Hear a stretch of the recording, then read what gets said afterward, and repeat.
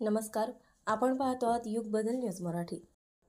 हातरुण गावातील संजय गांधी उर्दू हायस्कूलची टीसी देण्यास टाळाटाळ। पालकांनी एकत्र येऊन संघर्ष करण्याचा केला निर्धार। बाळापूर तालुक्यातील हातरुण गावातील संजय गांधी उर्दू हायस्कूल व ज्युनियर कॉलेजकडून विद्यार्थ्यांना शाळा सोडल्याचे प्रमाणपत्र टीसी देण्यास टाळाटाळ केली जात आहे। यामुळे संबंधित विद्यार्थ्यांचे शैक्षणिक भविष्य धोक्यात येत आहे।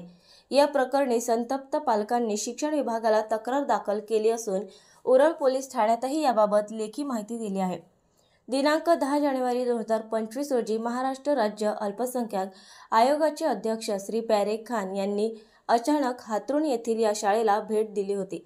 त्यावेळी त्यांनी शाळेमध्ये मूलभूत सुविधांचा अभाव असून त्यामुळे विद्यार्थ्यांचे शैक्षणिक नुकसान होत असल्याचे स्पष्ट केले होते। या दौऱ्यानंतर शिक्षण विभागाकडून शाळेच्या मुख्याध्यापकांविरुद्ध पोलिसात गुन्हा दाखल करण्यात आला होता।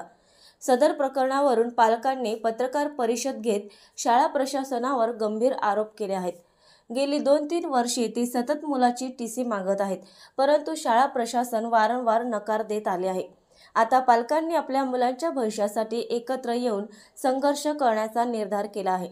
पालकांनी सांगितले की त्यांनी आपल्या मुलांची प्रवेश गावातील जिल्हा परिषद शाळा किंवा इतर शाळांमध्ये घेण्याचे ठरवले असून त्यासाठी नव्या शैक्षणिक वर्षाच्या सुरुवातीपूर्वी टीसी आवश्यक आहे।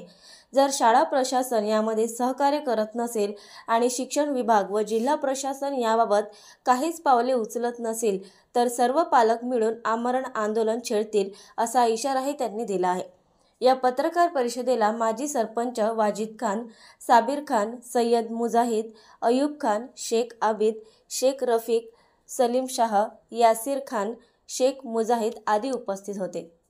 नवीन अपडेट मिळविण्यासाठी चॅनलला लाईक आणि सबस्क्राईब नक्कीच करा।